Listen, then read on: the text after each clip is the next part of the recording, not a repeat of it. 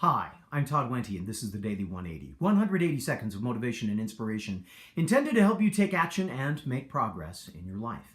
This is episode 308 of the Daily 180, and today I want to focus on another F word. We're almost done with the F words. I know some of you probably out there saying, yeah, what more F words are we going to come up with? Well, I got a couple more. And today the word that I want to focus on is the word foundation. You know, a lot of times when we talk about foundations, we talk about houses. We talk about setting in a foundation. Or we talk about a building that has a strong foundation or solid foundation. Sometimes we talk about people as having a foundation of a family legacy. They have a foundation of love, or they have a foundation of discipline, or they have a foundation of respect.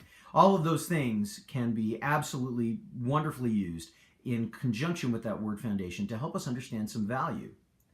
But today when I talk about foundation, I want to talk about it from a standpoint of skill sets. For most of us, as we go through our lives, we spend our lives doing things that sometimes people don't really explain to us why we need them. Right now, I have a 17-year-old son who is going through the process of being in high school. He's almost a senior, and on a daily basis, we hear him say, "Why do I need to go to school?" It's like, it's almost a refrain. We'll wake him up. We'll say, "Isaac, come on upstairs. Come get something to eat."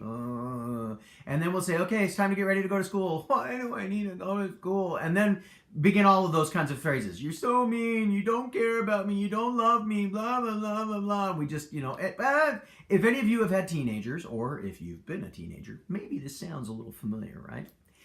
I think that most of us, as we're going through those experiences, resist them because for some reason, we haven't figured out or been told that experiences like high school, like the education that we receive in a public education setting or in a formative education setting, is part of the foundation that allows us to be successful in life in other places.